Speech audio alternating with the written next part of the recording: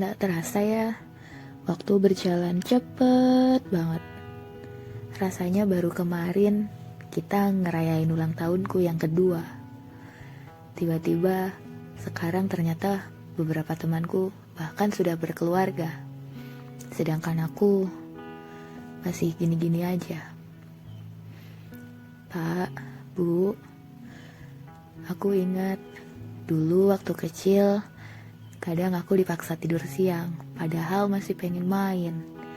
Dipaksa makan sayur, padahal pengennya makan es krim. Waktu itu rasanya pengen cepet besar aja biar gak dipaksa-paksa.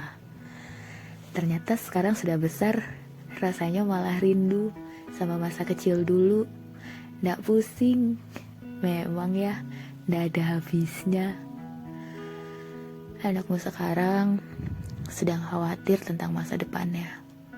Takut lihat pencapaian orang lain, rasanya sedih dan merasa gagal terus. Mau sambat rasanya malu sudah umur segini. Padahal bapak dan ibu juga pasti tidak kalah lelah kan. Lihat teman-teman nongkrong di kafe mewah, aku cuman bisa nonton story mereka di rumah. Lihat teman-teman pakai baju bagus, aku sibuk fokus sama setrika biar baju kita gak hangus. Iri, pengen. Tapi lalu aku lihat foto-foto keluarga kita. Aku ingat bapak dan ibu rela begadang waktu aku sakit radang. Ingat bapak kerja penuh-peluh tanpa mengeluh. Kadang aku lupa bahwa rezeki yang harus disyukuri bukan melulu tentang materi, tapi dengan adanya kalian di sisi, itu sudah sangat berarti. Tidak jarang aku membandingkan diriku sendiri dan orang lain, lalu marah dan kecewa dengan diriku sendiri. Tapi kalian selalu bilang, tidak akan ada habisnya yang seperti itu. Bandingkanlah dirimu sendiri dengan dirimu yang kemarin. Pastikan dirimu hari ini lebih baik dari dirimu yang kemarin.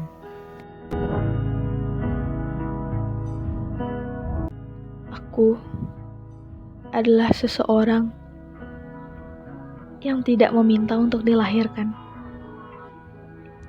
Aku juga tak bisa mengelak untuk ditakdirkan berada di lingkungan yang menyiksa mentalku. Hal kecil yang harusnya tidak diperdebatkan malah menjadi pemicu keributan. Aku tahu, aku sadar, keadaan keluargaku tidak ada dalam kategori harmonis.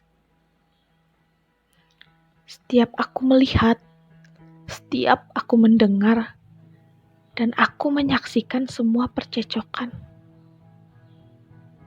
Aku sakit, tapi bukan fisik, melainkan mental. Keraguan untuk melerai, menangis, berteriak, hanya mampu aku ungkapkan dalam hati. Hatiku lelah.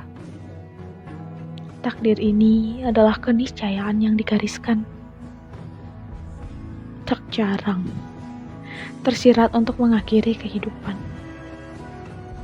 Namun, fokusku sekarang bukan bagaimana cara untuk mengakurkan kedua orang tuaku, melainkan bagaimana cara untuk menguatkan mentalku, berusaha memaafkan kedua orang tuaku, berusaha menerima keadaan keluargaku dengan lapang dada, berusaha menyibukkan diri dengan kegiatan positif. Dan yang paling penting, jangan sampai terjerumus ke hal negatif sebagai pelampiasan. Inilah aku, inilah keluargaku, inilah keadaanku.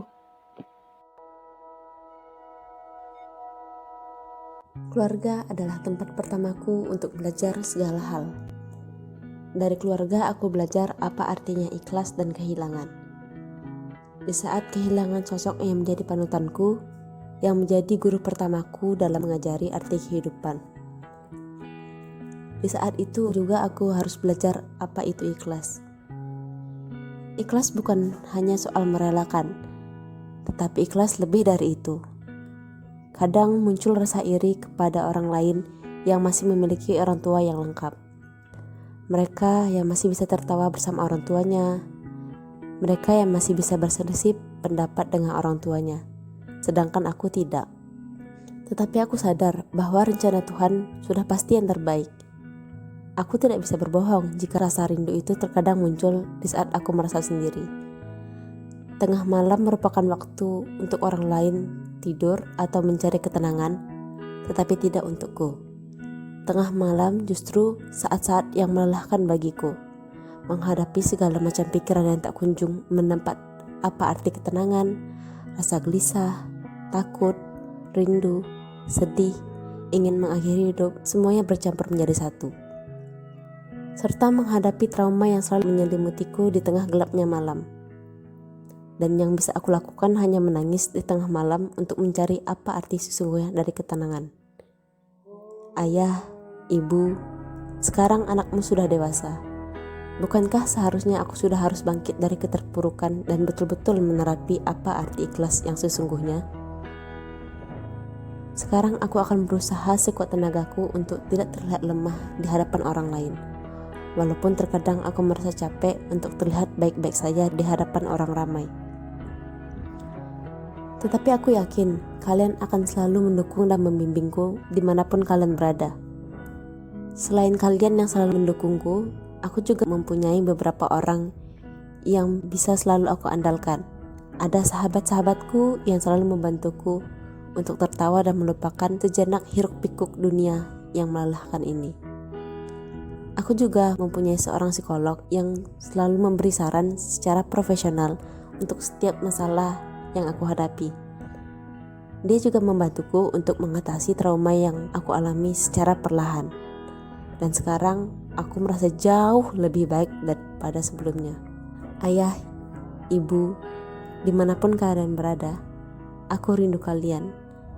Semoga kalian tenang di sana.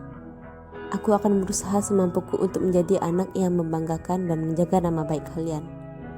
Dari anak kalian yang selalu merindukan kalian berdua.